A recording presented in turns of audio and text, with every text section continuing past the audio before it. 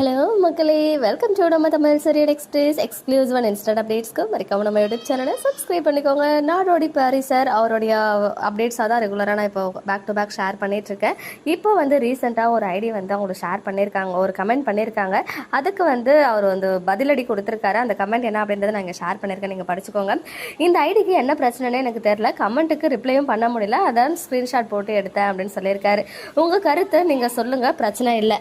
ஆனால் நான் எந்த கமெண்ட்டையும் டெலீட் பண்ணலை. எத்தனையோ நெகட்டிவ் கமெண்ட்ஸை கடந்து தான் வரேன். எல்லாமே அப்படியே தான் இருக்கும். டெலீட் பண்ணேன்னு நீங்கள் சொல்கிறத மட்டும் மறுக்கிறேன். இது போன்று இன்னும் சிலரும் கமெண்ட்ஸ் டெலீட் என்று சொல்லிட்டு பிறகு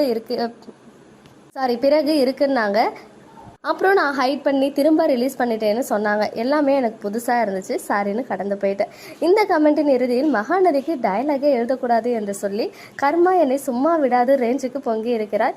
என் மீது ஃபால்ஸ் அக்யூசேஷனை வைக்கிற உங்களுக்கும் கர்மா பதில் சொல்லும் அப்படின்னு அவரே சொல்லியிருக்காரு.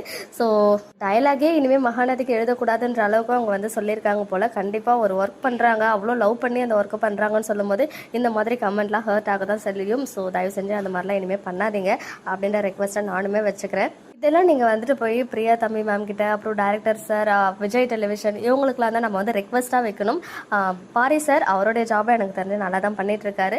ஈவன் சில விஷயங்கள்லாம் நம்மளுமே புரிஞ்சுக்கணும். ஏன்னா அவருடைய ஒர்க், அவர் கொடுக்குற அந்த காட்சி என்ன சீன் வரப்போகுதுன்னு சொல்லிடுவாங்க, அதுக்கான டைலாக்ஸ் மட்டும்தான் அவங்க எழுதுறாங்க.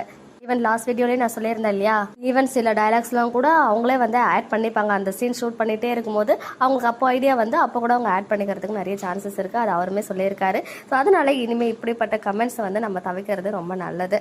ஓகே மக்களே, நெக்ஸ்ட் வீடியோவில் மீட் பண்ணுறேன். எக்ஸ்க்ளூசிவ் அப்டேட்ஸ்க்கு மறக்காம நம்ம யூடியூப் சேனலை சப்ஸ்கிரைப் பண்ணிக்கோங்க.